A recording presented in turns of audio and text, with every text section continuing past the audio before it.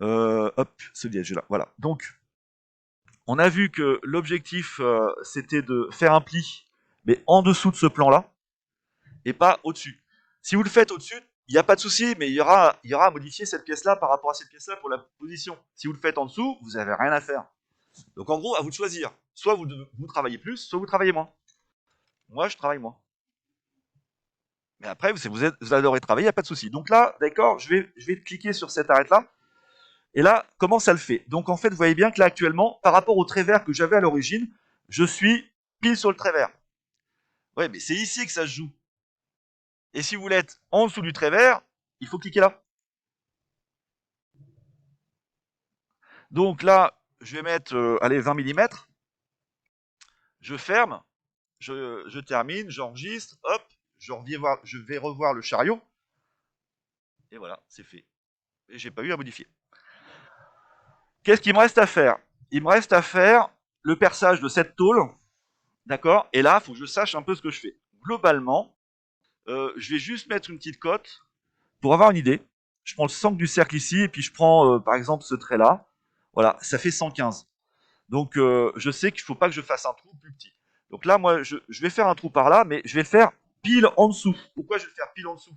Parce que si je fais une coupe de cette vue-là, au niveau de l'axe, je vais aussi le perçage. Donc ça, c'est parce que c'est plus simple pour moi.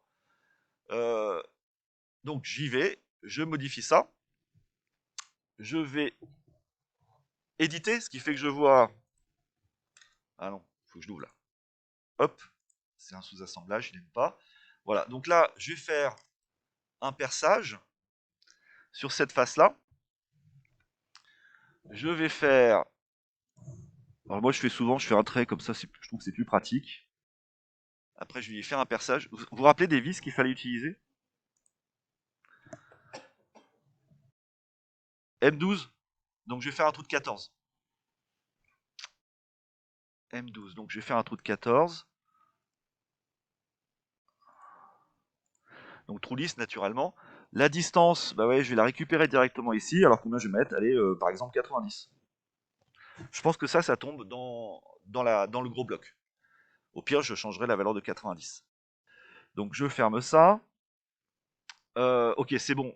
J'étais un peu bête, j'aurais dû en rajouter deux. Ah zut, je me suis trompé, c'est le bouton qui est à côté.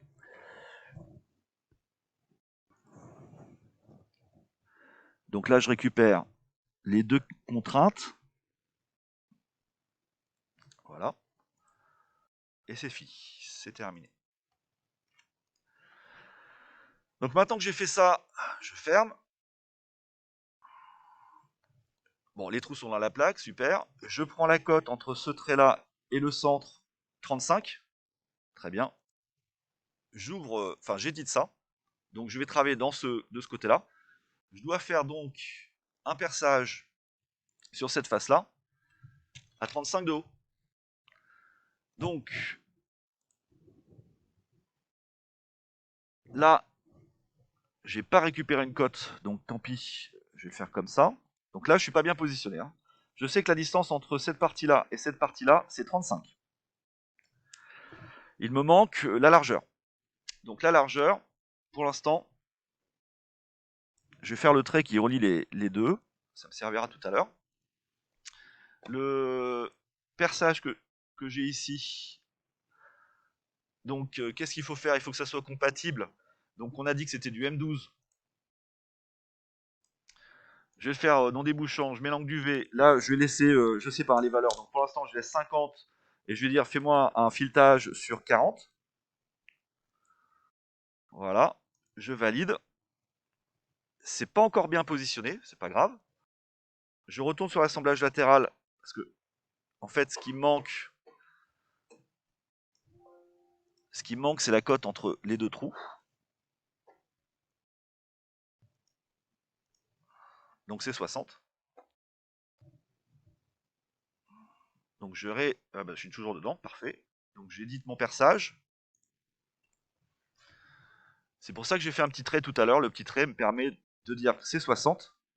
Mais ce trait doit être connecté, d'accord? Il doit vraiment être centré par rapport au milieu. Donc, vous voyez, le milieu, de cette pièce-là. Voilà, comme ça, je suis part et d'autre. Et c'est le plus pratique. Bon, les trous sont bien placés. Là, bah, qu'est-ce que je vais faire? Je vais mettre les vis. Alors, les vis sont ici. Donc, pareil, j'ai une face qui est. Ah non, j'ai pas la face qui est sélectionnée. Oui, la face est sélectionnée. Voilà, hop, hop. Donc, les faces étant déjà présélectionnées, j'ai juste à sélectionner directement sur la pièce de destination. Voilà. Alors là, je sais pas ce que j'ai fait, j'ai dû faire une bêtise. J'ai pas vu que ça avait bougé. Donc là, qu'est-ce qui manque? Bah, certainement des contraintes. Parce que j'ai dû me tromper quand j'ai mis la cote. Hein. Donc je vais reprendre la vis.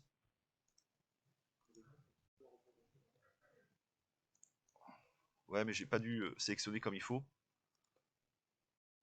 Voilà. Et là, je sélectionne bien la pièce grise, la plaque. Voilà. Je pense que tout à l'heure, j'ai dû cliquer sur des éléments du bloc et de la pièce de la plaque. Une fois que j'ai fait ça, bah, l'assemblage latéral, je vais tout de suite modifier ma pièce. Alors, je regarde là rapidement. Ouais, je pense que c'est compatible. Je prends cette pièce-là, je vais l'ouvrir. On a un plan qui passe en plein milieu de la pièce. Donc, petite symétrie du perçage par rapport à ce plan-là. Les trous sont faits de l'autre côté. Je ferme. Je vais donc sur mon assemblage latéral, c'est tout bon. Je récupère l'assemblage latéral. Je n'ai pas encore enregistré trop, là. Je vais enregistrer. L'assemblage latéral, il est là, je le reprends. Coller en basculant. Coller. Coller. Basculer. Cylindre. Cylindre. Ah bah j'ai les vis qui vont pas. Bah ouais, mais c'est normal. Les vis, hop, je vais les transférer dans l'assemblage latéral qui est ici. Et c'est fait. J'enregistre. Document réponse. Mise à jour. C'est terminé. Après, naturellement, vous avez à faire 2 feuilles. Alors, on va mettre un A4 horizontal avec cartouche.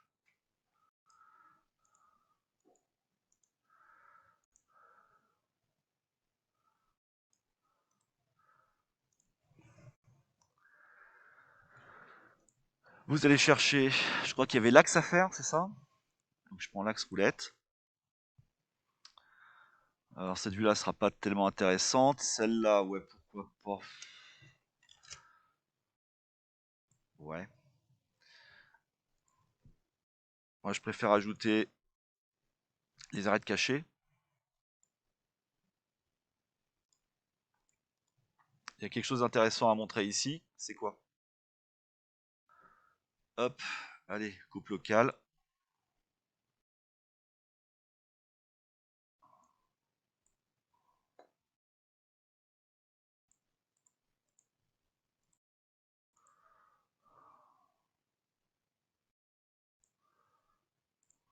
Voilà. Ça mange pas de pain de faire une petite vue en 3D. Le dessin, là, est à échelle 2. Hein. Je peux le remettre à l'échelle 1 si je veux. Je peux laisser à l'échelle 2. Moi, je préfère l'échelle 1 par défaut. Il n'y aura plus qu'à faire la cotation et de mettre un petit peu de trait d'axe. Voilà. Il faut que je rajoute aussi le trait d'axe qui est ici. Voilà, l'habillage est fait. Il n'y aura plus qu'à finaliser la cotation. Et après, je crois que vous aviez la plaque à mettre en œuvre. Sur la plaque, donc, le chariot, la plaque, elle est où? Dans l'assemblage latéral. Il n'y a que la plaque latérale à mettre en place. Hein. Alors, je vais rajouter tout de suite les arêtes cachées.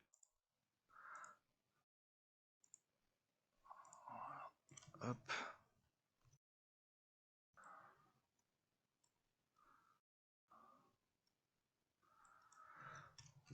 Vous devez faire également pour la plaque latérale la vue en déplié. Donc le déplié là, il n'existe pas. Vous allez donc aller éditer cette plaque-là.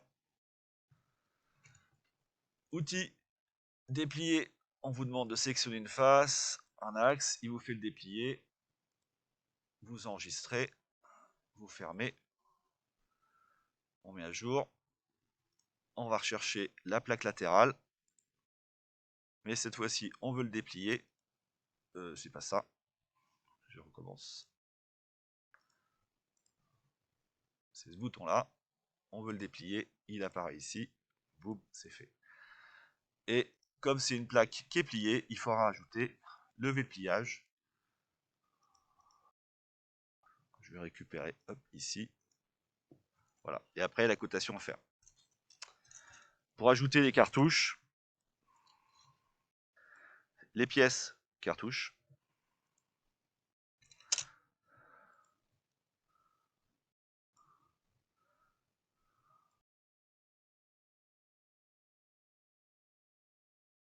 Et l'assemblage chariot, pour ajouter les cartouches, ça va être le premier élément, je suppose, parce que c'est le premier élément qui a été mis dans le système, ouais, c'est ça. Boum, boum. Voilà, après vous n'avez plus qu'à rajouter un petit peu de cotation au niveau des coussinets, et puis de reporter ça correctement sur l'autre vue. Voilà, c'est fini.